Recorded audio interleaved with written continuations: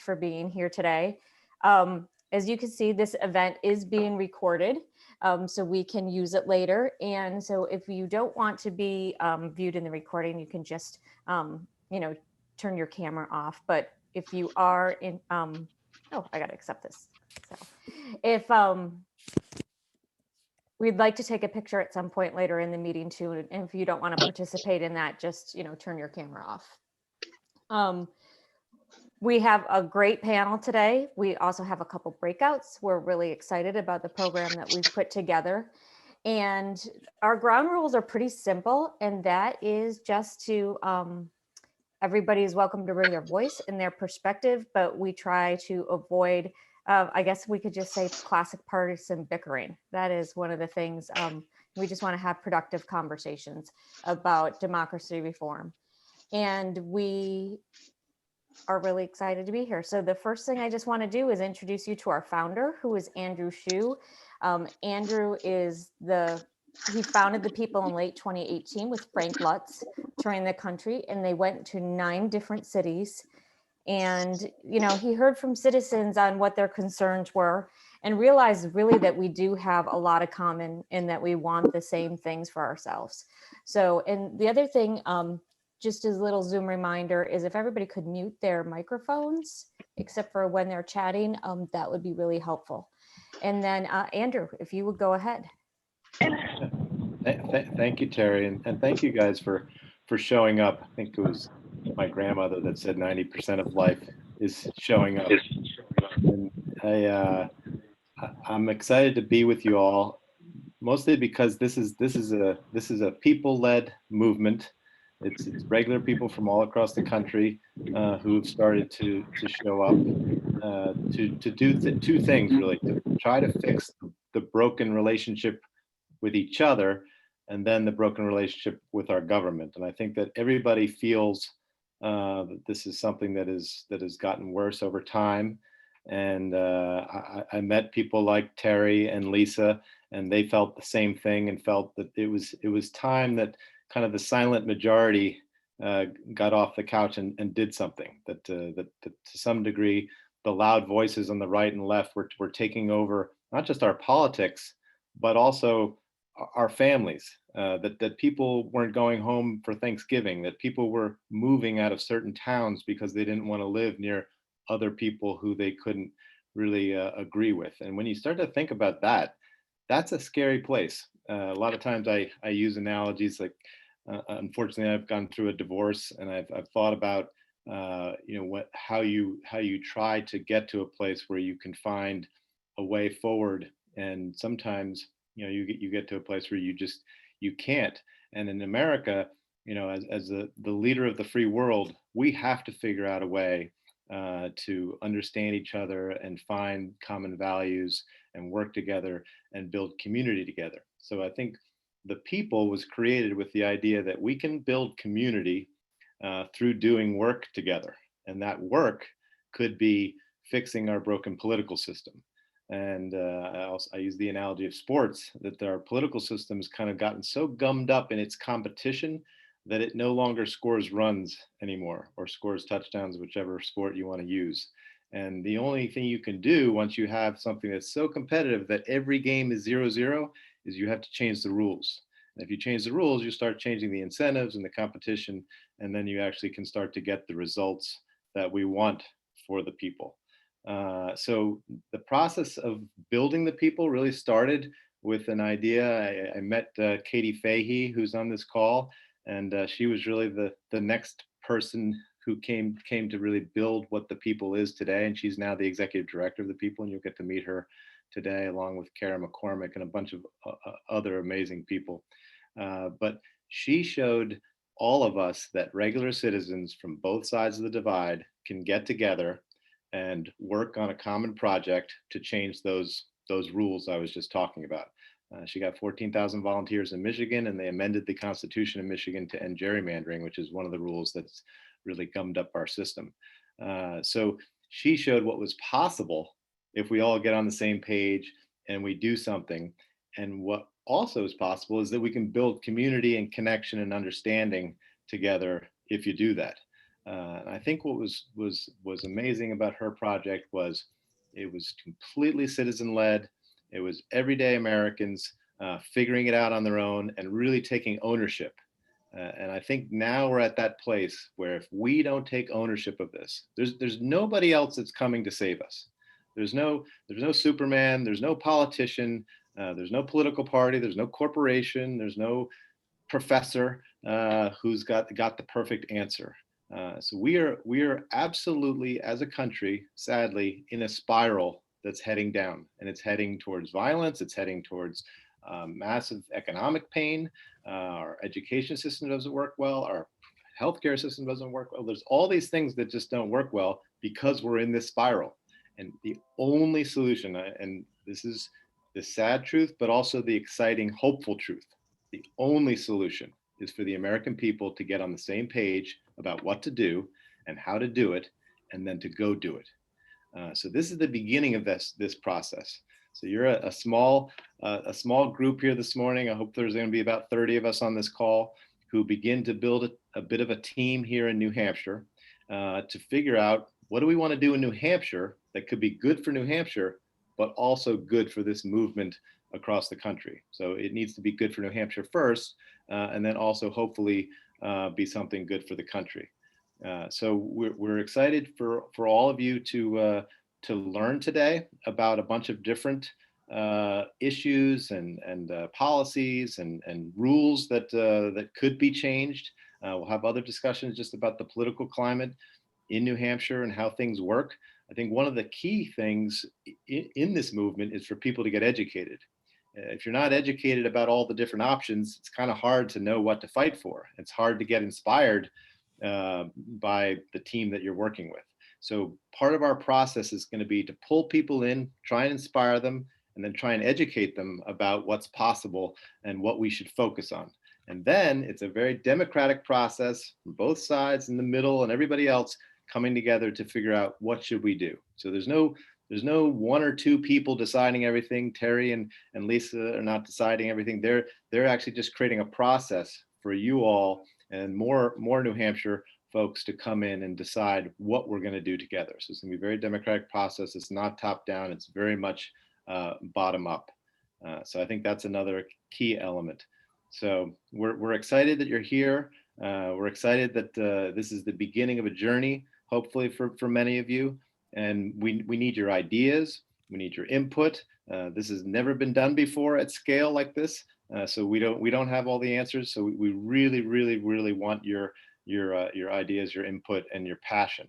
And then we're going to need you to pull other people by the arm and say, hey, we got to do this. We got to do this. Hey, come along. This is great. And we also want to make it fun. We want to make it, like I said, building community is part of it. We want to make connections. We want to get to know each other and make it fun and make it interesting and make it dynamic and make it worth your time. So thank you for being here, and I'll pass it off, and we're going to have a great meeting.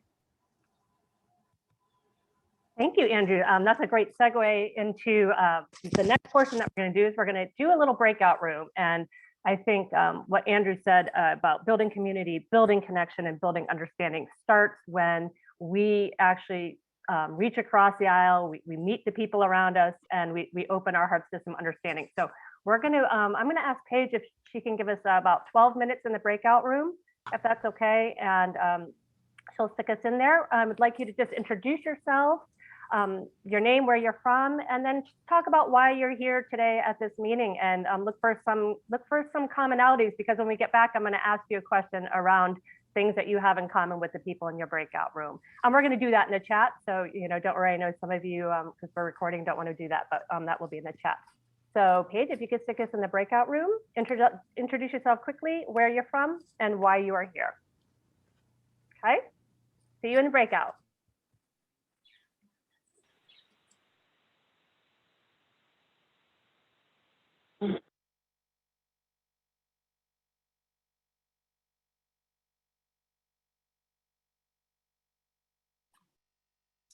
If you all are on your screens, you should see an invitation to join the breakout room. So just press that invitation and you'll automatically be sent to that next room.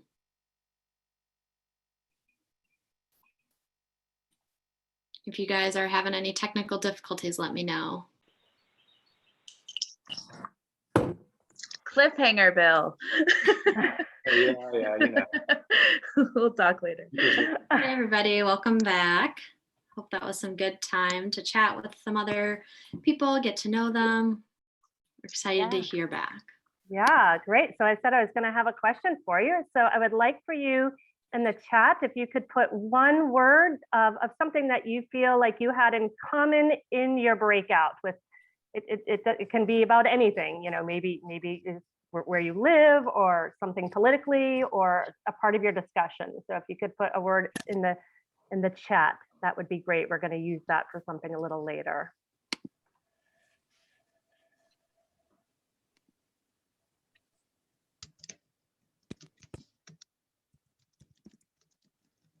Am I allowed to use more than one word? Yes, you can use, yes, keep it short. Think Twitter. Can One- somebody put local change in the chat for me, because I'm on the phone? Yes.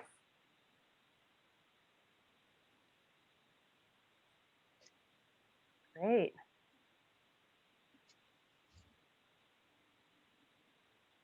Fantastic.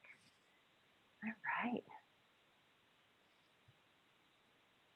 Well, while you guys are finishing that up, I have the great pleasure to introduce our special guest for today. We have Katie Fahey, who is the Executive Director of The People. Previously, Katie was the Executive Director of Voters Not Politicians, where she led over 14,000 volunteers across Michigan to pass a ballot proposal that made gerrymandering illegal. I know Stephen Bourne's going to tell me I said that wrong. Prior to Voters Not Politicians, she worked in the garbage and recycling industry, and she received her BA in Sustainable Business from Aquinas College. Kara McCormick is the CEO of Level the Playing Field. She co-founded and co-leads the Committee for Ranked Choice Voting. She is the CEO of the Chamberlain Project and the Volunteer Executive Director of the Chamberlain Project Foundation. Kara served as a research consultant on 4 presidential races, and she and Kate are going to tell you their stories of the initiatives that they did and how just they made change from an idea that they had. So Katie, I'll let you go ahead and kick that off. Awesome. Thanks, Lisa. So excited to be here today. Our breakout group was great. So good, energizing way to start the weekend. My name's Katie Fahey. I'm here because of a Facebook post, which I think we actually maybe had a poll question page. I don't know if you want to throw that up or not, but I don't know how many of you guys, and maybe even just from a raise of hands, have ever, oh, there we go, or the poll, have ever posted on social media about being frustrated in politics. I had, and or argued on Facebook or some kind of social media. And what was really surprising, though, you know, it was after, for me, I had been seeing that a lot of my friends and family, regardless of who they voted for, were really frustrated with the political system. They either wanted to drain the swamp or have the political revolution or have somebody shake things up because they felt like no matter who was being elected, our country really wasn't working for them. And I was really frustrated with just complaining. I wanted to actually be able to do something beyond just talking about like, hey, shouldn't somebody do something about this? So I made a Facebook post that said, hey, I want to end gerrymandering in Michigan. If you want to help, let me know, smiley face. Not thinking it would lead to anything, but it actually ended up leading to amending our state constitution. Quickly, my inbox was flooded with people from across our state all saying, I've cared about this issue of our political representation being divided up based on party instead of our actual community and the needs that we need. I've cared about this for decades, but I didn't realize we could do anything about it. And that's when I was like, oh man, I'm not alone. There's actually a lot of other people who want to do this. And I quickly Googled, how do you end gerrymandering? I knew that I didn't like it, but I wasn't really sure what the solution was. And that's how we started a organizational campaign called Voters Not Politicians, which is all about moving from a system where politicians got to decide what their own districts and who their own voters were going to be, to having an independent citizens commission that would take Democrats, Republicans, independents, and bring them all together to draw these lines instead. We ended up bringing together over 14,000 people to do this. It was really amazing. In Michigan, we have the ballot initiative process, which means that if citizens can gather a bunch, can write constitutional language, gather a bunch of signatures, then they can go and actually put something up for a vote for the people to decide. And that's what we did and had an overwhelming success. What was really cool about that is that it was truly cross-partisan. What we saw is that people, whether they were Democrat, Republican, Independent, some who didn't vote because they feel like the system is rigged and so it wasn't even worth it, came together because they wanted a system where you weren't treated differently based on who you vote for, that every voter would have the same access to representation regardless of their actual political party, or if they want to change their mind year over year on who they vote for. It was really incredible. A lot of people said that regular citizens couldn't do it, that because we weren't an established political party or group or billionaires, that it would be impossible, but we actually saw the opposite. And saw that, like, when you do show up, when we could go and get ourselves involved in that process, that's really what ended up mattering. That made people pay attention. They thought, nobody cares about these, core issues or this old process that's been going on for 200 years. So of course, citizens aren't going to get mobilized. Of course, millions of people won't even vote on this because, why would they care? And we proved them wrong every step of the way by just taking the time to actually talk to each other as neighbors and talk about the issue and what we wanted out of a system. We ended up going across our whole state. In Michigan, we have 14 congressional districts. We visited each one multiple times before even writing the language of what would the solution look like.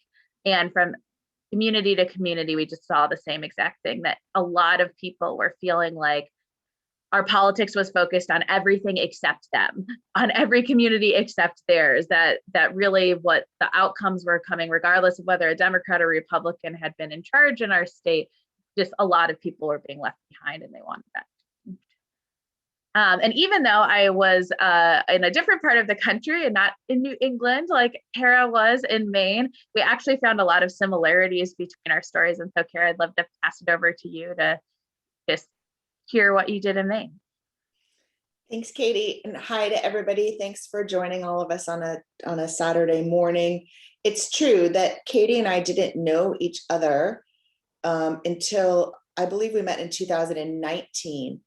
But I had heard about what she was doing in Michigan when I was working in Maine. And when we finally did get a chance to speak and start to sort of engage in conversations, what we realized was that even though she was in Michigan and I was in Maine, the story of the citizen democracy exercises that we led was very, very similar. We could find ourselves in our conversations finishing one another's sentences. We had so many similar obstacles from sort of what I describe as the powers that be, the people that usually run the politics, the people that usually do the doing of democracy behind the scenes, and how much power they have and how confused they were really that we were having as much success and did have as much success as we did, even though we weren't part of that establishment at all. In fact, in many cases, these were sort of the people who are our elected leaders were kind of our determined adversaries, kind of fighting us every step of the way. So I've worked in political reform now for about 11 years. I was inspired to form the Committee for Ranked Choice Voting with Senator Dick Woodbury, who's an independent state senator from Maine, after I worked with Peter Ackerman and his team at Americans Elect. And I also worked for 2 independent political candidates. So I'm a Democratic political consultant, but I started working for independent candidates who I agreed with, and sort of began to see how completely unlevel the playing field was for the independent candidates. So Senator Woodbury and I met in a coffee shop on Milk Street in downtown Portland after I had had kind of a light bulb moment in the summer of 2014. I realized how completely unhealthy first past the post voting was. So first past the post voting is just when you go in and choose one person, you vote, and you're done. And in Maine anyway, we've had all these three-way races. So 9 out of our last 11 governors have been elected with a minority of the vote. And we have people who get elected with 37% because there's oftentimes these 3 candidates who are all competitive. And once I saw that ranked choice voting could sort of fix the situation forever with first past the post voting. And then once I sort of opened up our constitution in Maine and figured out that 100 years ago, our ancestors had given us a set of rules to fix the structure underneath. And they had prescribed very specifically, this is what you need to do. They had even prescribed, this is what you need to do if the legislature, after you win, takes it away. So we took that as well. So at that point, when I realized that we could fix the structure ourselves with the people, that there was this pathway, there was almost no stopping me at that point, because I saw the problem. I kind of like got it in my bones. And then I realized that there was a pathway to fix it. And I figured, why not?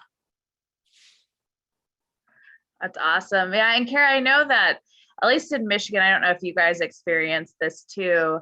There are a lot of people who feel frustrated with the political system. I know, even though we didn't focus on ranked choice voting, people being told, oh, the candidate you support is just going to be a spoiler to a different candidate, or, oh, if we try and change the rules, like the politicians are just going to find a way to stop it anyways. And I think both you and I, after our petitions even were successful, the government did try, or the elected officials did try to repeal the changes that were made. Our citizens have been able to prevail. Do you have, I'll share a story, and then I don't know if you have anything that's similar, but for us, one of the coolest things for me was that I had a lot of people who came in and were really skeptical because their immediate circle aren't Democrats if they're a Republican, or aren't Republicans if they're a Democrat. And by being able to talk about just an issue instead of like a political party, or even talking directly about claim, they'd have this experience saying, I went to the door, I was at the grocery store gathering a signature, and I talked to a Democrat and they actually believe in fairness. Or I talked to a Republican and they actually want a system where all votes count equally.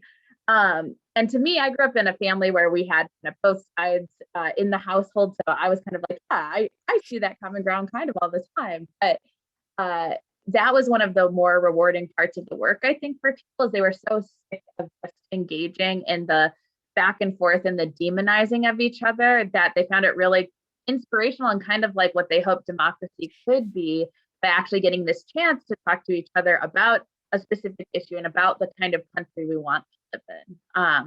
I don't know if that was similar in Maine or not. Yeah, it's 100% similar. And so what happened was that we, from the very beginning, decided that we were going to be an organization that was like, had a Noah's Ark strategy. So we would, for every Republican, we'd try to find a Democrat, we'd try to find an independent, that we were going to be Republicans and Democrats and independents working together without favor or fear of any of the particular parties or people in those parties, that we were going to work together, that if the root cause of our broken politics is the polarization, is the disconnection from one another, then not only do we have to fix it structurally, but we kind of have to model the behavior that we're trying to bring about and create in the world. So if what we're trying to create is a system where the best idea wins, where the parties are not as important as the ideas, where basically with RCV, you don't have to like pick one candidate and then make everybody else on the ballot wrong. So you can say, I like this one the best, and I like this one the second best, and I like this one the third best. And it's a totally different calculation in your mind. And it allows for so much more nuance in expressing our preferences, but also in working together to try to uplift the leaders, even if it's the first, second, and third leaders that we want. We had our first RCV election in Maine in June of 2018. It was a 7-way primary race for governor. And I went to a bunch of the debates, right? And at the end of the debates, you have all the candidates raising, holding hands and putting their hands above their heads like they were at some political rally when they had just engaged in an hour and a half debate. The debates were very civilized, I must say, because people were not attacking each other for the first time. The other thing about it was that it's Maine, so it's small like New Hampshire, right? I had a lot of these candidates who were running for governor come over to my house. I had my neighbors come over. I didn't just have one of them. I had 3 of them come to my house, and meet my neighbors and meet my friends, because I didn't have to kind of engage in this. But in any case, it's very unhealthy, our politics right now, the division in our politics. All of us can feel it. And we've got this system that kind of forces us to choose sides when really, we kind of agree about 70-75% on the issues. Yeah. But we have the system that completely divides us and completely, and one of my favorite stories of all was, I was sitting on the floor of the Staples near the airport in Portland, trying to figure out how I was going to get hundreds of petitions distributed around the state, because the Secretary of State gave us 12 whole hours before he released our petition, and then we had to get signatures at the polls the next day. And so I'm sitting on the floor, and this guy comes in, this huge guy named Mitch, and he says, "Are you Kara McCormick?" And I said, "Yes, I am." And he said, I'm Mitch McConnell, or Mitch Mitchell, and I worked in the State Department for 37 years, and I'm a Republican, but I'm here to help you."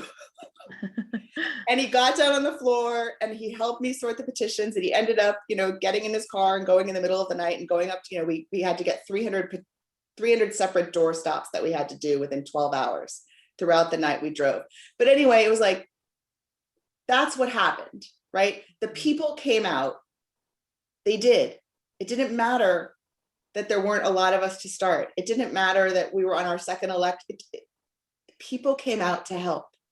So if you in New Hampshire, the thing that I want to say to all of you in New Hampshire is that in Maine, it started with a very small group of people, and it ended up being hundreds and hundreds of thousands of people that voted to change the system, and thousands and thousands and thousands of volunteers who did the work of democracy themselves. Yeah, I think we saw just a similar thing. And it was probably one of the most humbling parts of all of it. Like, especially when I just threw a Facebook post out there, and then all these people are like, "Okay, sure, let's do it." And I was like, "Oh no." But it really was only possible because thousands of people did what they could. They took their time, their energy, their money, their creativity. One of the things when we were first getting started is when you're going door to door, you're talking to people, we needed clipboards, which for us, I was going to college, trying to work a job, not very wealthy. And so the clipboards, we needed an extended size, not a standard size. And so even buying them in bulk was $7-8 a piece, which for 5,000 people was really, really expensive. And we ended up finding out that one of our volunteers was a wood carver. And she originally had said, "I don't think I can really help. I've never done politics before. I'm just a wood carver." And I was like, "Well, let's find a place for you." And at first we tried cutting the gerrymandered district out of wood, but because we thought they'd make a great art display, but they actually were so unstable because they were shaped so weirdly that we were afraid they were going to fall on someone. So we're like, okay, we can't do that. But she ended up being able to design clipboards where we could have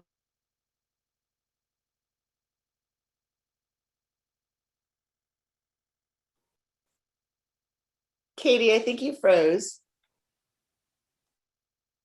She's Right at still the key- there. right at We the might key have moment. Home Depots and Lowe's across the state. There we go. In your part of the state, put it on the back, and then make them for 10 cents each, all because we had a wood carver. And we had these people who were willing to Pony Express them across the state. So in Michigan, we have the UP, which is only connected to us through a bridge. And so we literally had somebody driving from one side of the bridge to the other, meeting in a hospital parking lot to pass these off. All while the media is saying it's impossible. We have some of the largest political contributors spending millions of dollars in fake ads against us. And basically everybody's being told don't even try. Why bother? It's never going to change, whatever. But all of these people were taking their time, their energy, their money, their passion, and trying to make a better future anyways. And that's what's like really stuck with me and has proven to continue to make change. I know we were going to take some questions too, but wanted to end with that story. So if anybody does have questions and you want to put it into the chat, that would be great.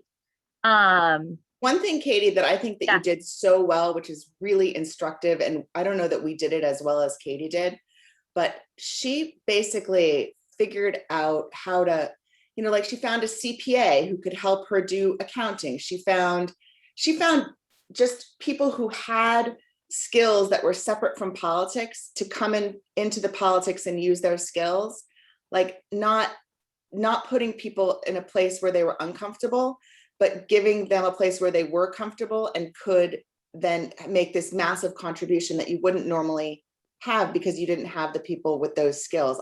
I love that you did that. And we have similar stories too in Maine about, meeting people in the Dunkin' Donuts parking lot, with tears in their eyes, or Grayson going over, on a ferry to Islesboro in the middle of a winter storm when the boats were canceled, just so we could get the petitions back from the island.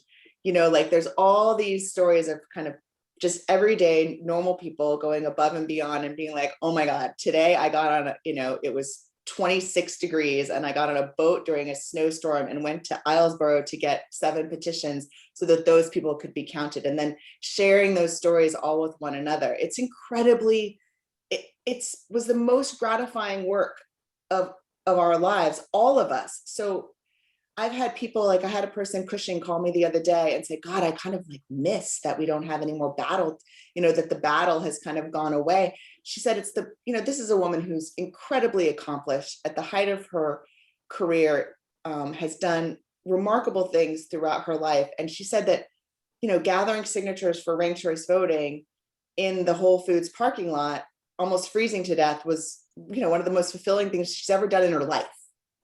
Yeah, we some very similar things. One of the comments that I got a lot was like around like, why do you think basically like we had a lot of volunteers who all in the beginning especially felt like they didn't deserve to be starting to work on this. And I was like, I don't know if it's just that I'm like a millennial and I feel like the whole world is screwed over anyway. So if I don't do something, like I can't make things worse, because, we grew up with like, oh, you're going to have a bunch of debt and like the environment and all of that. But watching people start to learn how they could actually make change in the political process, and then having those wins and having those new relationships with people who do vote differently or in different parts of the state, what was really cool is after the campaign, and we still have a lot of work that we're continuing to do, but there were 17 different people who were all leaders in our campaign who decided to run for local office, like for school board and things like that. And they said the reason they weren't before is they were always telling themselves these stories about how they weren't as qualified as the next person, or how because they hadn't done it before, they couldn't try. But this one experience and just actually having a positive experience with the political process, as well as just having an entry point that felt comfortable, made the difference. And we also had people start new petitions afterwards, all because we saw that the change was possible. And I think, I've really loved working and getting to know New Hampshire too. I mean, even just the fact that New Hampshire has so many seats in the House. I mean, it's very cool to think about how many people potentially have the opportunity to actually be a part of the process and the town meetings and all of that people can show up. And I think that celebration of being a part of the process, and then how do you make that even stronger? How do you make that just help inspire more change, but also like raise the level of what politics can look like, I think is a really, big, exciting opportunity. So Katie, you started with a Facebook post. Kara, how did you get in the very beginnings, how did you get the word, like light that fire? How did that happen? So we basically, I was working on a 3-way race in this governor's race, and I would go to work every day and be told that the person that I was working for was spoiling the race and that a vote for him was a wasted vote, and that a vote for him was really a vote for somebody else. And I got on the computer and was like, how does this just can't be. This is so anti-democratic what's happening here. And I noticed that a ranked choice voting bill had failed in the Maine legislature 9 times. So somebody had brought it up and it failed. But the person who had written that bill, most recently, the most recent version of that bill was a guy named Dick Woodbury, Senator Dick Woodbury, who I happened to know because I was working on tax policy with him. And so we had this meeting and we decided that we were going to do this. And then I just figured out the steps that you had to do it. You know, first you have to get 5 signatures. So we got the 5 signatures. Then we had to get, a meeting. Then we had to go through all these different steps, just like with Katie. So we just started following the steps, which were in the Constitution, which was on my desk, to refer to every single time. But that's kind of how it started. And when I knew it was going to work was on the day that I collected signatures myself. I collected signatures. We started like the week before Election Day of 2014. And on Election Day 2014, I went to my poll, my local poll in Cape Elizabeth. And I got 900 signatures in a single day from my friends and neighbors. So pretty much everyone who came up to me signed, and nobody didn't sign. And I thought, and they were sort of anxious to sign. And I thought, we are cooking with gas. There's no way that this idea that probably people don't even really know that much about, but they're so hungry for a change. They're so tortured. They were coming out of the polls having to have chosen between these 3 people. And they came out and I said, are you ready for some ranked choice voting? And they were like, oh my God, yes, 900 times in one day. And it turned out that we got about 38,000 signatures across the state that day. And also, just so you know, we had only gotten the petitions printed 24 hours before. And this was the first time. And people came and met us on the turnpike so that we could pass the petitions, so that we could get the petitions into all the different polling places. And we also knew that day when people were meeting us on the turnpike during the snow. I know we just got a question that I think is really relevant about how New Hampshire doesn't directly have the citizen-led ballot initiative process for the Constitution or laws at the state level. I know that there's some more local petition processes that do exist, but what's kind of our advice for how do they succeed with political leaders blocking reform? I'm happy to go first, but Kara, I'd love if both of us could answer this. So I think you have to make it known that these are issues you care about and then you're going to be voting on. Actually, I do a monthly column in a publication called The Fulcrum. It's all focused on political reform. I just interviewed 2 Maine senators and they're trying to open the primary. So right now in Maine, independents can't vote in the primary, even though they pay for the election. And the person who's running it is a Democrat, and the Democrats are actually probably poised to lose the most if the primary system does go open, because right now they're the majority party. And she said the only reason that she's adopting it is because when she's on the campaign trail, she heard from independents every single day about how every time she was talking to them about how they couldn't vote and they felt like their democracy was blocked. Is that Nicole Grahowski? What was the last name you said? Nicole Grahowski. No, I'll get you the name. But so Nicole Grahowski is the other sponsor of that bill, which is really interesting. So she was a volunteer on ranked choice voting in Maine. She, she's up in Hancock County. One of my favorite things of all was in June of 2018, when we were counting the votes, when we were watching the returns come in on the second referendum, so what happened was we passed it and our legislature repealed it. And so then we had to do it again, the whole process over again, but we had to do it in 88 days. And Nicole and her family I remember watching the returns come in from Hancock and looking at the difference between 2016 in Hancock County, how we did, and 2018. And I was like, that's Nicole and her family. And then Nicole ended up running for office, getting elected. And now she's one of the original sponsors of the open primaries bill. That's awesome. Yeah, it was Senator Maxman. Oh, Chloe Maxman, she's amazing. So she really is. There's a lot of young, amazing leaders. So, but we only have 1 more minute, but I want to talk about just New Hampshire really quickly, because you don't have the citizens initiative process in New Hampshire. So number one, you guys should try to get the citizens initiative process in New Hampshire somehow. How is it possible that there's only half the states where the citizens have the right to do this? Like, somebody should try to shift that in New Hampshire, as just as an idea. Yeah, definitely. Yeah. But I think too, yeah, like talking to legislators and letting them know it's an issue, I think can show up. And that's why this bill in Maine is being put up, because it was being told by independents every single time she was talking to people. The other thing is, in Michigan, we have a partisan elected Supreme Court. And so there was actually, there was a lawsuit brought against us, and everybody thought that we were going to get thrown off because the candidates who run for Supreme Court get funded by the parties and they have to be nominated by the parties. And we had a majority for the party that was against us. And there actually was breaking news about the amount of political pressure that the 2 people who were up for office were getting to vote against us, regardless of what our Constitution said, to please rule basically on political bounds.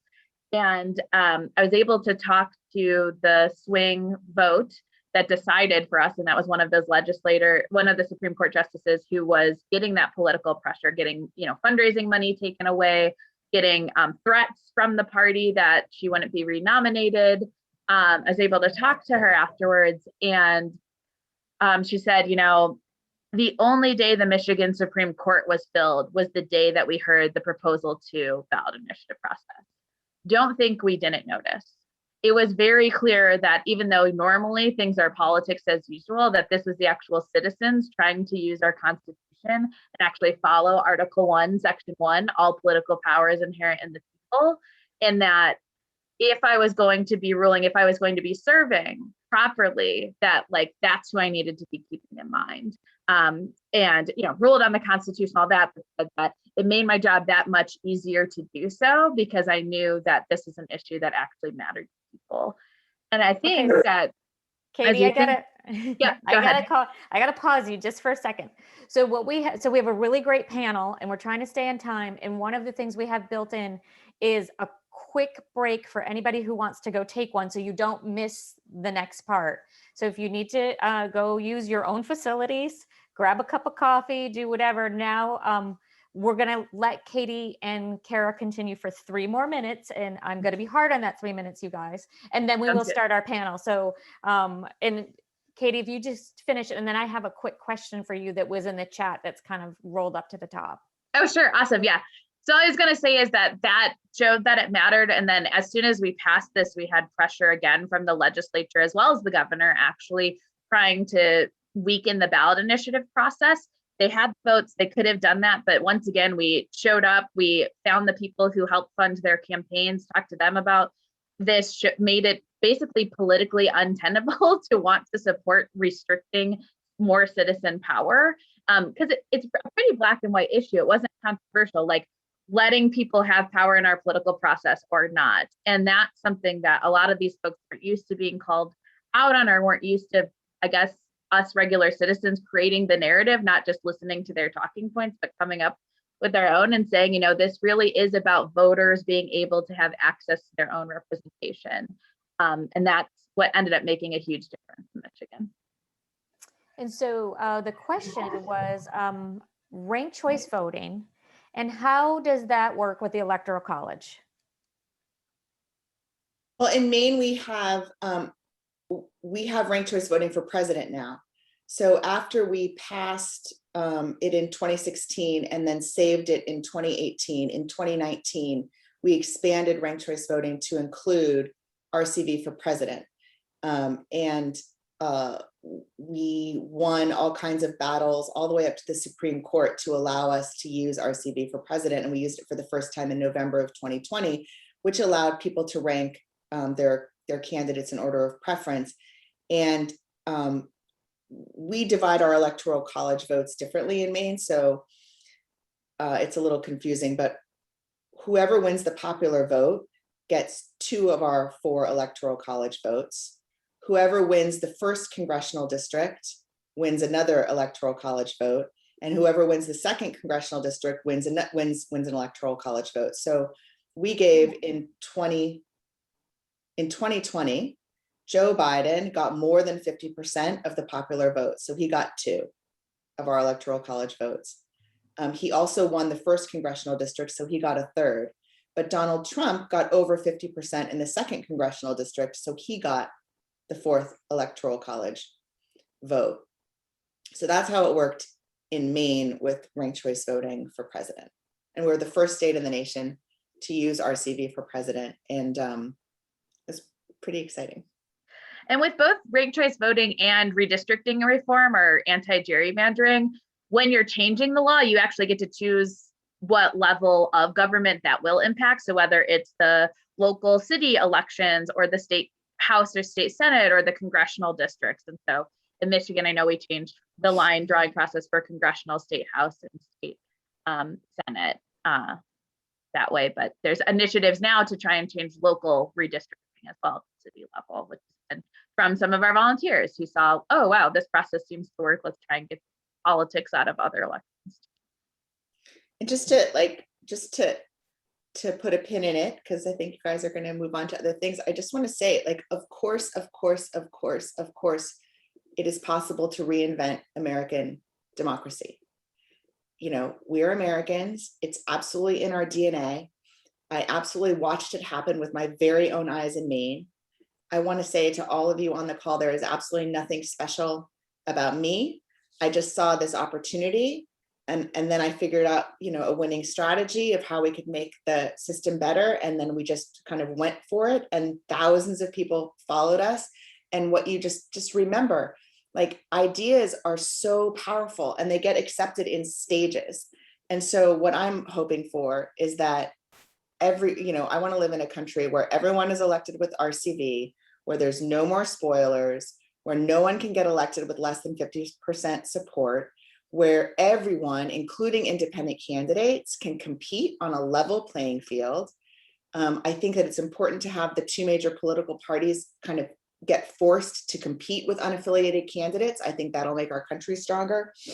And, you know, if we start to look underneath it all and change the underlying structure of it, then I think what naturally occurs is a better version of what is occurring now, and that we already have the greatest political system in the world. And it's kind of like, it's our job to get up on a Saturday morning and try to just do our little part to make it that much better for who comes before us. Because 100 years ago, like when I was reading that Constitution, okay, so they took away our right, they took away the thing that we voted for, right? We voted in a free and fair election. 388,273 people voted for RCV, and then they repealed it in the middle of the night in a special session. They took it away, and then we got it back because our ancestors said, this is what you do if they do this. So we have to do the same thing. We have to like pay it forward for the next group.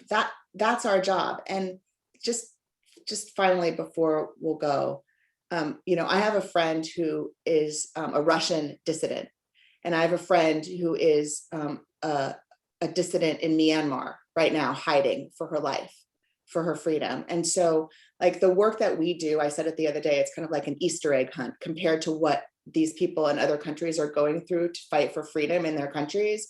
And so even if it seems really hard, it's nothing compared to what people around the world are willing to risk for the kind of political freedoms that we have in this country already. So it's like our job to exercise it. And anyway, I love all of you. Thank you for participating with us. I love you, Katie and Andrew.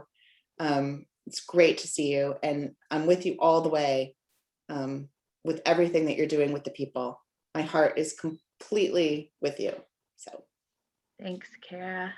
Thanks, you guys. Thank you so much, both of you, for being here and sharing your stories. And one of the reasons we asked them is, you know, we wanted you to be able to see that these huge, big things in states that are much bigger than we are.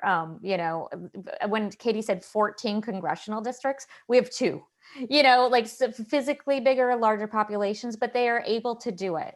And so we just thought that that was, you know, really important to share that. And then, so we're very excited about the panel that we have. And we picked a panel locally, and the people all come from different perspectives of relating to New Hampshire government, and kind of give us an insight of what does working with New Hampshire government and what kind of change might be able to happen, or what do they see, the good things and the bad things.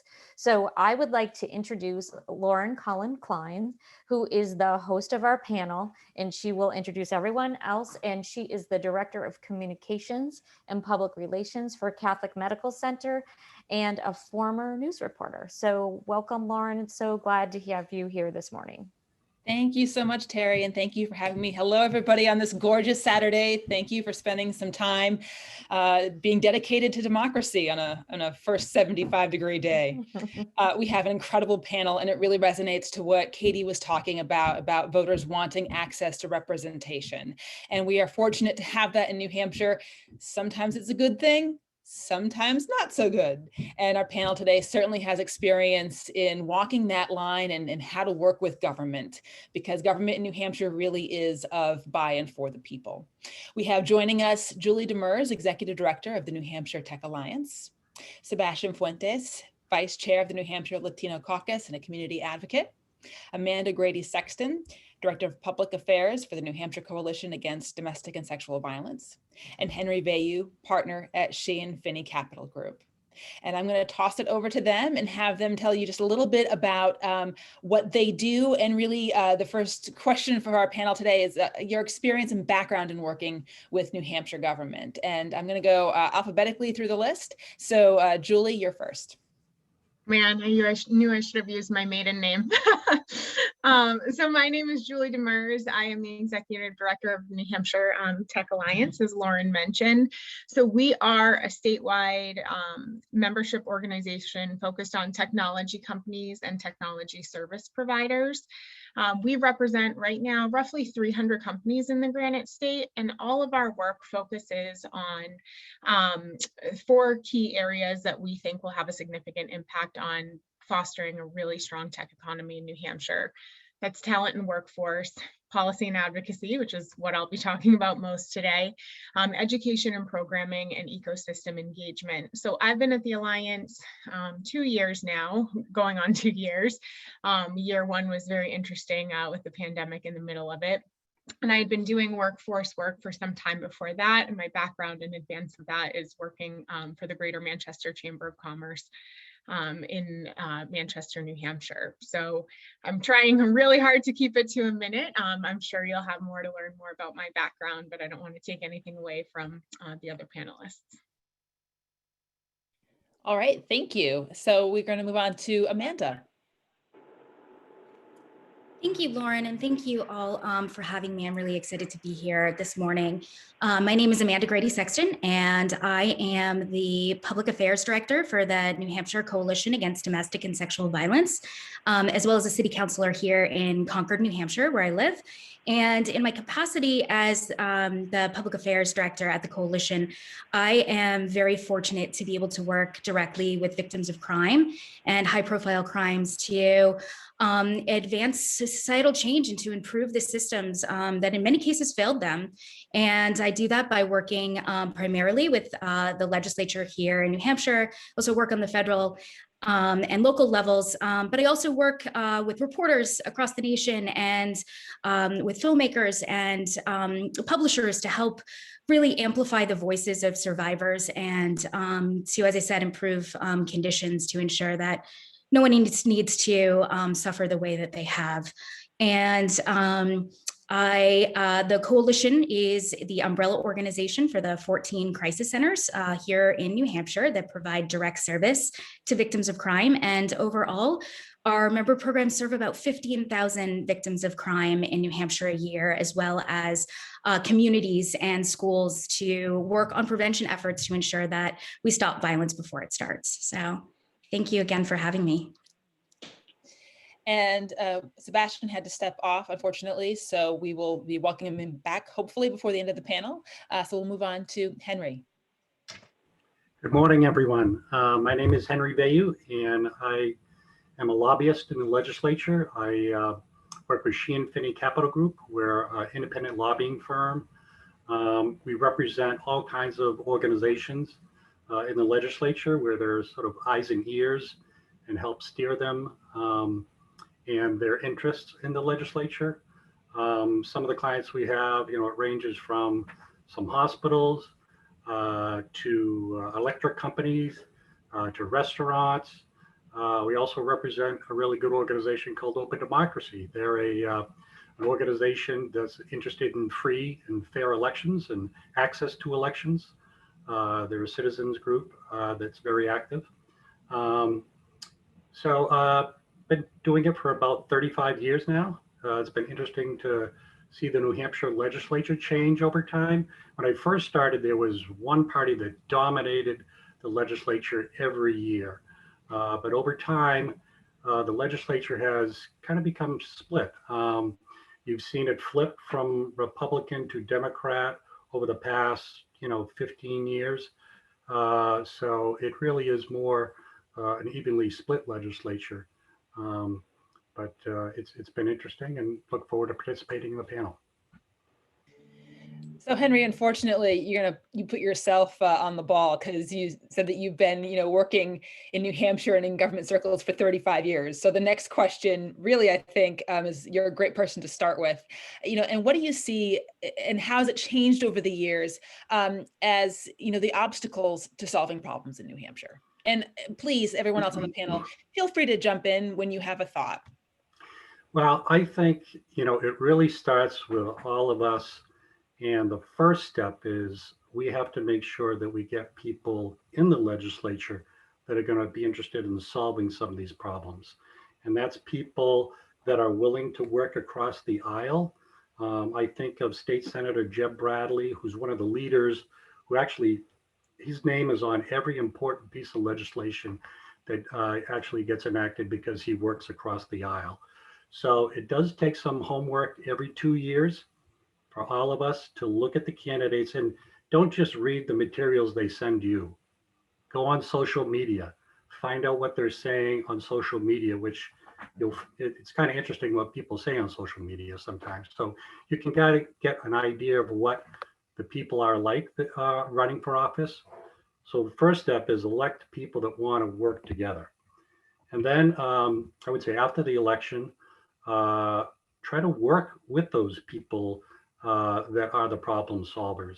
If you're interested in an issue and you're working with an organization, go to a Jeb Bradley, say, how do we get this done? Work with people that are problem solvers, and then reward them. A letter to the editor saying, great job. It's really putting focus and on the problem solvers and getting them there. So I think that's one of the first steps. And I see that Sebastian has rejoined us. Hello, thank you. Welcome back. Just want to give you an opportunity to introduce yourself and just tell the group about a minute or so the work that you do. Can you guys hear me? Hello, everyone. Sebastian Fuentes here. I'm the vice chair of the New Hampshire Democratic Latino Caucus. And at the same time, I'm part of the leadership team for Rights and Democracy here in New Hampshire. The work that we do is, us representing the minority in New Hampshire, especially the Latino minority. Being a Democrat in New Hampshire is hard, it's tough. But being a Latino Democrat is even tougher, because representation is pretty low. I agree with what Mr. Henry just said about working across the aisle. The one thing that is really valuable about New Hampshire is it's a small state. So people like me and people like you can get involved with local government at all levels. My goal in life, I would love to serve my community by being a state representative. But unfortunately right now, it's something that people my age cannot afford. $200, I think that's the pay per term. I cannot do it. And for that reason, we see a lot of people at the State House that personally, I don't feel they represent me. They are 70, 80-year-olds, sometimes retired. I want to see young working people there. I want to see teachers working there. I want to see nurses working there. Unfortunately, I don't see that. So my goal is to recruit as many younger people to run for office that want to get involved into the process. And that's pretty much what I've been doing for the last 6 years since I became a US citizen. A little bit of my personal background. I came to New Hampshire in 2001, right after 9/11. A tough time to be an immigrant in this country, but I never left. For 5 years of my life, I was an undocumented immigrant here in Northern New Hampshire. And then just in 2016, on the 4th of July, I actually became a US citizen and decided that, as my way to pay back to my community and this country that welcomed me was to get involved in politics because we don't have a voice, especially Latinos. So yeah, here I am. And then I'm glad to be part of this panel as well. Amanda, you've been working with the coalition for quite a while, and you have seen a lot of the swing that Henry mentioned. Every 2 years, it's a whole new legislature, and sometimes the pendulum goes dramatically. So what are some of the obstacles that you have encountered in working with government and some ways of getting over that? That's a great question, Lauren. And I think, Henry really highlighted what I think is one of the most important things, which is finding in this climate where bipartisanship is not necessarily rewarded and hyperpartisanship is becoming more and more regular in our everyday lives, that we really identify the folks who are those bridge builders and who are willing to work across the aisle. And those are the people who ultimately get things done. So yes, Senator Jeb Bradley and certainly Senator Donna Soucy are really wonderful examples of people who know how to get things done in that regard. And we've been really fortunate at the coalition to have some incredible allies on both sides of the aisle, on both extreme ends of both parties. And I think that we try and very, very hard to make sure that people understand that these are not issues that you play politics with. These are issues that affect everyone, that survivors have every party affiliation, and and all of us are or could unfortunately be in the shoes of saying that we are a victim of crime. And so I think that one of the things that, because we do see this sort of increased hyperpartisanship, one thing we try to do is sort of role model that when we have events, we bring people from very different backgrounds to the table to sit together to show that that people can work together. But I think, I started working as an intern for the coalition in 2001, and I've seen just a very sharp increase in sort of the divide between two parties. And I think much of that is due to sort of the advent of social media, but in particular Twitter, and where we have people who just sort of have we have parties that are paying people full time to just be adversarial and to attack the other party. And, so I think it is a challenge to remind people that policies need to be put first, and that we need to work together, and partisanship should not ever come in between things as important as creating legal rights for victims of crime or any other issue that is important to voters in New Hampshire. So it's a challenge. And Julie, I want to give you a chance to chime in here. And you have the unique challenge of really being in your position so far throughout a pandemic, right? You stepped into it and then it hit. So how have you, what obstacles have you found in navigating working with government in these conditions? Yes, I'm so glad you asked that and framed it that way, because that's exactly where I was going to go. I'm going to agree with Amanda on the hyperpartisanship being a real challenge for our organization, because we're representative of tech companies in New Hampshire, and they make up the majority of our membership, and they are sized like most businesses in New Hampshire. We're looking at 5 to 50 employees, right? They are small businesses. They don't have teams or people or departments that can focus on legislation, nor with some of the workforce challenges that we have in the state is it really a major priority. And I think that's the biggest obstacle. I think people are really too passive. And I think in this really polarized state, it's very easy to be dismissive of policy because it was presented by someone on the other side, right? So everything that we do as an organization, we have to be very intentional that we are nonpartisan, that we're not leaning to either side, and that we're paying very close attention to all of the legislation, whether it's very clearly a tech issue or not. And that requires us having to be on both sides of the fence. And if we're trying to work in an environment where that's not the culture and that's not the nature right now, it's very challenging. And for me personally, I think one of my biggest priorities starting in the fall or late summer of 2019 was getting to Concord and building some of those relationships. And luckily for me, we have a very active committee of volunteers who represent both sides of the aisle. We have lobbying firms, we have industry, we have government on our government affairs committee that help us review lots of the policy in a ranking system.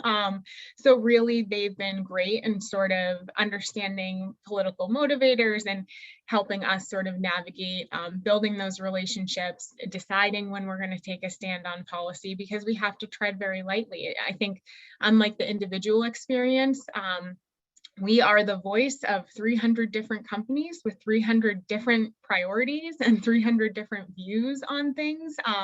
And we're never going to please everything. So I think everyone, so we're in a position where we have to be the voice of these organizations and really it's a lot of pressure, right, to make sure that we are advocating for the best interest of the sector as a whole, which ultimately impacts the state's economy. So it has been incredibly challenging building those relationships in this environment for sure, especially because you can't go grab coffee. You can't do things the New Hampshire way, which is very personal and friendly and knocking on the door and having a conversation, which I also think is very unique to this state.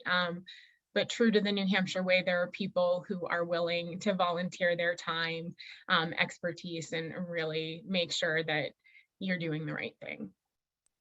And I hope that that's not something that is lost when we get back to normal. So I want to be respectful of time and understand that you guys have got breakout rooms coming up, and I want to give you a chance to stretch your legs, but I do want to go through and have all of you weigh in. We've talked about challenges, but what's a positive that you see? What's an example of being able to work through all of this muck and mire to really get things done? And Sebastian, I'll start with you. One thing that I appreciate of what we just happened with the tech side of it, the virtual hearings that we had at the State House. I live in the North Country, far as Littleton. So being able to access, testify, and be part of the process and get familiar to what's happening down in Concord is extremely valuable for me and for many people here. Doing the 2.5-hour commute to Concord, sometimes people cannot do it because they're working or they have children. But just being able to log in and be able to testify and give your comments about a specific topic, a specific bill, is huge for us. So I hope that's one positive thing that happens. So I hope that stays in the long term for the sake of including everyone and making sure that rural New Hampshire gets part of the process. I echo that. So over the years that I've been lobbying, on a given hearing, maybe you get, even for a big hearing, you get 60 people, whatever, 70 people that show up. On these virtual hearings, there were 600, 700 people that would sign up, and there were a lot of people participating remotely. And so I think one good thing that's come out of this pandemic is that people actually have been participating in the process. And as Sebastian said, I think it'd be great if somehow they could preserve an ability for people to do that, so they don't have to drive to Concord. But even if they don't, I think people have gotten their feet wet and realized that, this legislature, it's a representative legislature. And if people want to get involved, they can. I would recommend doing it through an organization such as this. I know Lisa and Terry want to grow an organization. If there are folks that have common things in mind that they want to get done, they can get done, but you got to work as a team. It's hard working individually because you're just one person, but when you're working with hundreds of other people that are coordinating things, that is hard as a legislature to ignore. And so work with other people in a coordinated effort. Find the problem solvers in the legislature, work with them. They'll tell you what you really need to do. You know, Jeb Bradley, you ask Jeb, what do we need to do next? He'll say, you need to contact so-and-so, so-and-so, boom. You get your 200 people doing that. So change can happen. It really can. And hopefully this has gotten people excited that they can do something. Amanda? Yeah, I think Henry's absolutely correct. If you want to make a difference, there is no single state government in United States that you can have more of an impact as a regular citizen. Just look at sort of what happened after the murder of George Floyd and the young people who rose up and took action and are now statewide, political figures. In a matter of months, you can make that happen. If you have the passion, if you have the drive, you can be part of the epicenter of Concord and everything that happens. And I think, again, as Henry said, look to the people like Terry and Lisa and look to their experience and make sure that you are on the right path and that you do so sort of with grace and with a mindset of cooperation, and you can make change and you will make change. And that's a really amazing thing that cannot be replicated anyplace else in the country. So we should be sure to take advantage.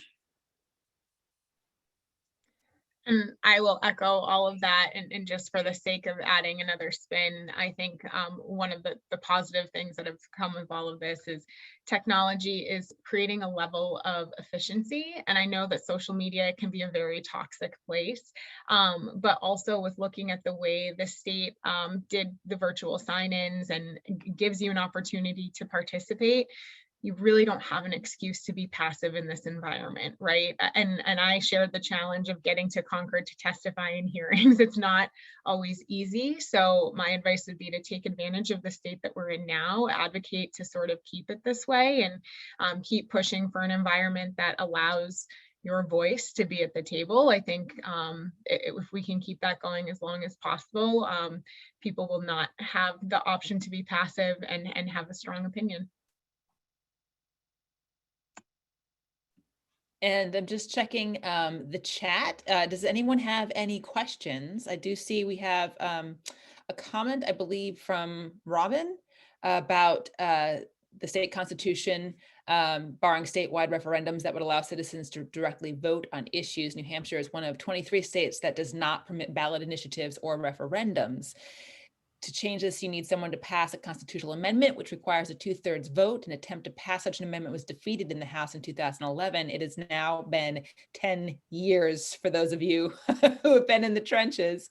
But we might want to pick up on democracy reforms that require only a majority. Any thoughts? Yeah, I would echo that too. I think a quick, simple victory gets people charged up, and then you can move to the bigger challenges. I think trying to change the Constitution with a supermajority, it's tough. It's not as though it's impossible, but I think you need to get a group to get a victory, and then you really get motivated and can take on a real big monster. So I would agree with that. And Katie asks, any ideas on structural changes that would lead to reducing polarization and hyperpartisanship? Yeah. I'll respond only because I really love that question. And structurally, I'm probably not the person to ask, but every person that I've come in contact with, I've recommended looking into the theory of cognitive dissonance, right?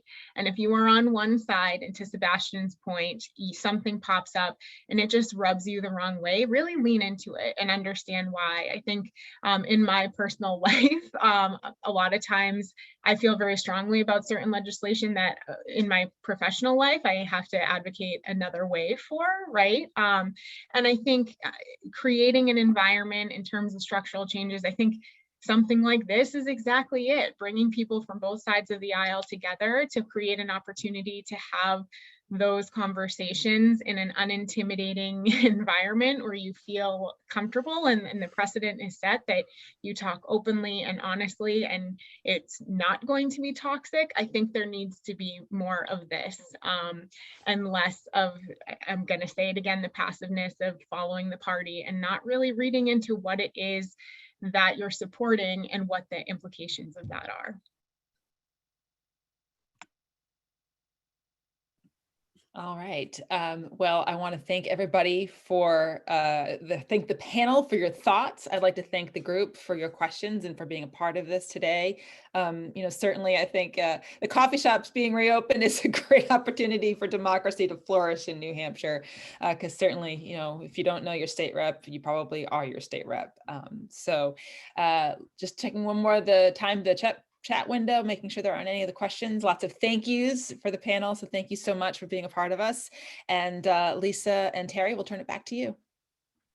Wow, thank you guys. I feel like we could talk for another 2 hours just like listening to the panelists and their experiences. I really want to thank you all for taking the time to join us today and just showing, just hearing all of these stories and seeing what you guys are doing. You're everyday change makers, right? You're in the trenches. It's just really inspiring. And I think it just gives us all hope that, we can make a difference, right? If we just use our voices and we join together. So I really appreciate your time. I think this is a good time to do another breakout. We're going to mix up the groups. And I just think there might be a lot to talk about after hearing from all of our speakers today. So, from what we've heard today, what makes you most excited after hearing from our speakers? And maybe let's talk about what seems to be the biggest challenge in New Hampshire to making some change. And the panelists, you're welcome to stay and pop into a breakout room, or if you have to run, you can just jump off the call. Really want to thank you again for that time that you spent with us this morning. Paige, do you want to go ahead and jump us in? Thank you. Sounds good. You should all have a little notification on your screen to join your breakout session. So just click that and let me know if you have any questions.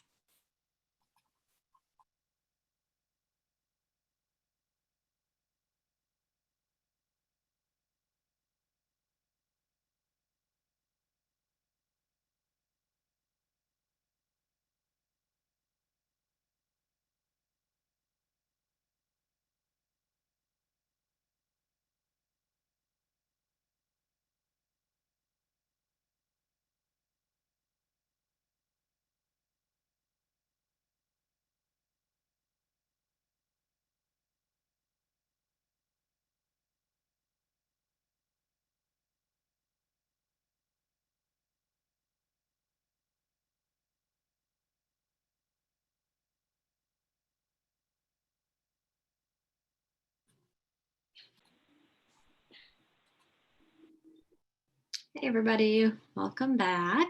Hey Paige. Hello.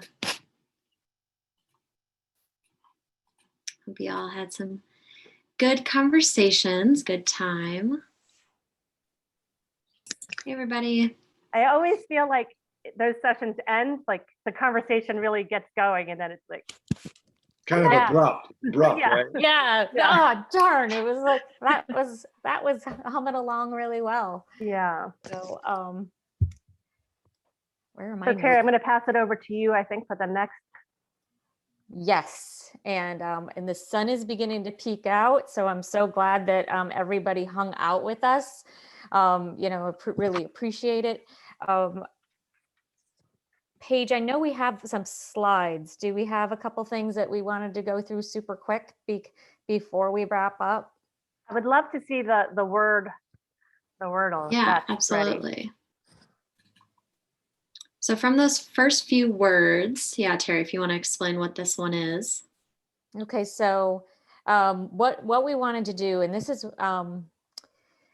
something when we have conversations with people, and it doesn't matter if it's on the national level, because, I'm on the national House of Delegates, or when we're meeting at the local level or we're in breakouts, we find mostly that we all have in common, no matter what our political perspective is, we have the same thing, things. So a Wordle, this shows us what we shared is, nonpartisan is Paige.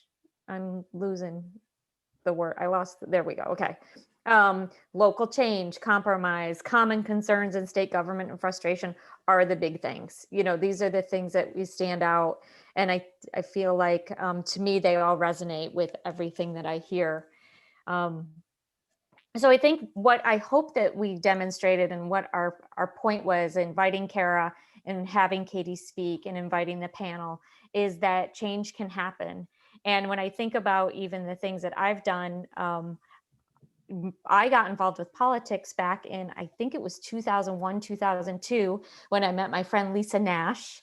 And we decided to advocate for a high school at the local level because our voice was not being heard. All our kids went to Manchester, and as parents, and we were frustrated, and we advocated, and we did exactly, it was the same process. Gathered a bunch of people together, you know, spread the word, got it on the ballot, and it passed. You know, and Lisa's kids have graduated from there. My son will graduate from there in 2 years. I had a daughter. You know, change can happen, and it's just the level of scale that it does. And when we were having these conversations, and some of the conversations in the breakout is, how do we do this? Well, I was going to share some things with you, but Henry Vayu, he kind of just really nailed it. You know, you bring, he said our, what we believe in, just in a nutshell, of get people together, you know, and find your common cause and move forward. And I think the one thing that we haven't really talked about at all is what the people is, or what we do is, the people isn't looking to decide what that initiative is. The people is looking for us to decide what the initiative is.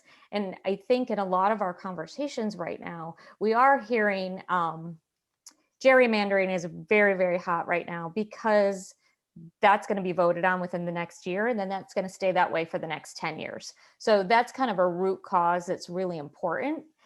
Ranked choice voting, we hear a lot about. And then there are other things also, like money in politics, open primaries, and things that bubble up to the conversations. And I would love it if anybody would like to just throw into the chat what you think might be the root cause, what would you know, be the driver that we would be able to do. I see Katie mentioned ballot initiative, but the thing is somebody pointed out, oh, it was Olivia Zink. If with the legislature structure that we currently have, getting a ballot passed would be very difficult. I mean, a constitutional amendment. But if we get more people in office that are not gerrymandered, maybe through ranked choice voting, as Henry mentioned earlier, that kind of majority initiatives, then I think a ballot initiative could be done on the road. Of course, this is all open to discussion and debate and to negotiation. The other thing that I loved that everybody shared is that it does have to be across party lines. So confession for all of you who don't know is I am a former state legislator. I was there from 2014 to 2018. Unfortunately, what's not heard is all the people that actually do good work that reach across the aisle. There are a lot of people, and we need to find them, and we need to find each other so we can not only get them to support our initiatives, but by, you know, really demanding change, we give them political cover. We give them the opportunity to say, I need to vote for this because the people are asking for it. Because right now the parties are able to marginalize them and not allow them to make these votes because it doesn't work for the parties. And I think Katie and Kara both really pointed that out. So our roadmap ahead, what we want to do, what we hope to do is build community. We've been having meetings for several months on different topics, and we talk about them. And then figure out what we want to do. What should that reform be, you know? And then we want to bring that in September. We want to take that reform, our first reform, and work on a law and put it into the legislature next year. So that's really kind of our goal. I just want to look at the chat here.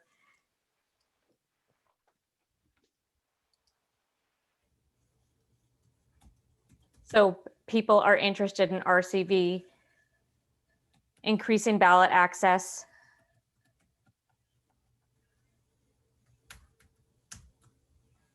But there is a lot of change that we can make. And so what I would like to do next is ask Andrew if Andrew is still on. I'm here. Okay, awesome, Andrew. And Paige, could you stop the screen sharing? And then, so Andrew, I met Andrew about 2 years ago. I don't know if you remember that, Andrew. We were, it was a classic New Hampshire, right? It was, oh, go talk about how to change democracy. And it was like at a library on like a cold, stormy night in New Hampshire. And that was like a normal thing. And I remember Andrew said, I want to have this assembly and I'm going to bring people, 100 people from across the country, and we're going to get together and they're going to represent the different parties, political views, and it's going to be representative of gender, income, every demographic we could think of, right? And I thought you were crazy. I thought that was a nut thing to do, is thought you could bring 100 people up to Washington, D.C. And not only did you do it, I got to go. And it was the most amazing thing that I've participated in. And people sitting around a table, completely diverse perspectives, agreeing within a couple hours on voting rights, on how to change government, how the system is broken.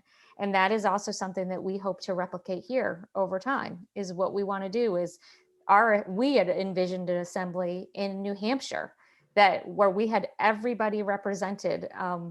And the pandemic has kind of gotten in the way, but maybe we could say slowed us down, not stopped it, and so we are looking to do the same thing and looking to drive change and looking to follow that model. Is, I think you called them democracy entrepreneurs. Is that what you said?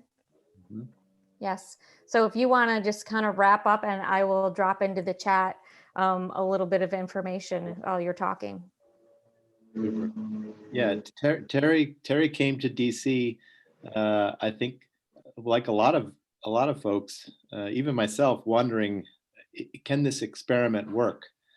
Can you bring people from different backgrounds together to find common cause and common purpose, and then actually allow that to spread? And I think that the American experiment, and that's what this is. Our democracy is an experiment. It's the greatest one so far on the face of the planet. But it is absolutely in jeopardy. And I don't think there's anybody in our country who feels that our democracy is not in jeopardy right now. And so I think it gets frustrating when you feel like people aren't motivated enough maybe to show up. But I think people are feeling it now, that the danger is real. That where we're headed in the next 5-10 years is not a good place. And so it is upon us. And we're the few here today who are trying to launch a movement in New Hampshire that spreads other places. And I'm up here right now in New Hampshire. Actually, it just turned out that way, because I live down in New York, but I'm in Lebanon right now, up in northern New Hampshire, or I guess mid New Hampshire, with my mother, who lives here, and she's 83 years old, and she had hip replacement surgery. So I came up to take care of her and had this call scheduled at the same time. And I was just thinking about how quick our lives are, and how in 25 years I'll be sitting there getting a hip replacement. And you think about how much we put into our lives, and you think about our kids and our grandkids, if you have grandkids, and you think about the future of where America's headed. And this experiment right now is so in jeopardy, and the whole world actually counts on America. So it's not hyperbole to say that what we're talking about right here in New Hampshire with this small group can make a huge difference to get the traction on the right idea. We were just talking with Tiani in our group, and we were talking, what's the idea that gets people to start coming together and talking and building a plan? She was saying the frustration just with independents, who are saying, hey, we just don't have a level playing field. Independents are getting put, whatever the idea, we have to work. We have to be a dog on a bone with this. We got to figure out what's the idea that gets people to start showing up, and then start to expand to do all the work we want to do. We can't just jump to, it's got to be ranked choice voting. We got to find the idea that makes people feel emotionally connected to this kind of work, so that they show up, start building those relationships, all the stuff that Kara and Katie were talking about. And then Once we start building that connection and that team, then we decide on the next project, and then we go. And we set this model, and it starts to spread all across the country. So we're building a model that is scalable, building a model for change from the bottom up that restores our democracy, changes all these rules, and gets our country back on track. And we build community while we're doing it. This is doable. We have to do it. If we don't do it, our kids and our grandkids, their lives will not ever be the life that we've been able to lead. It just won't. And we have to come with an urgency and an energy that feels like our lives depend on it. So I hope all of you will walk out of this meeting feeling inspired and feeling like you have incredible ideas in your own mind and your own community there of what's going to get the traction, what's going to get people to show up. We got to find the emotional connection, the frustration that will start the snowball rolling. So we need all of your help, and this is a process that's going to be going forward. I'm not sure what just happened there, but it's a process that's going to be going forward over the next 6 months. So we want you to fill out this survey, I guess, is what we're setting up right now. But I'll pass it off to Paige and back to Terry and Lisa. And again, I just want to say thank you to Terry and to Lisa for organizing this. This is tough work, and we have to keep at it. Thank you so much, Andrew. And I tell you, every time I get tired and I'm like, oh, maybe I won't volunteer. Maybe I'll go like exercise or something, or, do something like that. And then you hear Kara and Katie and other people and realize, yes, we can make change, and it's really, really important. So there is information in the chat and a volunteer. And what I would like to ask everybody today, if you could even just to think about and talk to other people about what you heard, and whether if you believe change can happen, just talk to 1-2 people about that you heard these really pretty incredible stories, and that it actually can happen. And and we would love it if you would volunteer and help us out, because there is a lot of opportunity for change, without a doubt. So Larry, Lisa, do you have any parting words that you would like to share? No, I would just like to thank everybody for taking their time on, as somebody said at the beginning, one of the first really beautiful days we have. So choosing to spend your time with us. And Terry and I are, we want to grow this community. We want to build this community. And in our breakout, we were talking about, what not everybody has a lot of time to spend, but really any time, any amount of ways that you engage, whether it's just sharing an event that we're having, or, hey, come learn about ranked choice voting. That just builds and spreads, right? As more people start to understand and more people hear about it. So I'm going to pop my email in here, the people emails in here. We're on Facebook. We have a website. So lots of ways to get information about what's going on and what we're doing, and to keep in touch. And I do just want to give a quick shout out. We have quite a few people on this call who are also in the reform space. So we have Olivia Zink, who's from Open Democracy, and we have No Labels, and we have Ranked Choice Voting. So there's lots of people. You're not alone. Like, we're all in this together. So just know that, and feel free to reach out. And I look forward to seeing you at some of our next upcoming events. All right. Thanks, everyone. Have a fantastic Saturday. Appreciate that you joined us today. Bye, everybody. Thanks, everybody. Much. Very informative session. Great.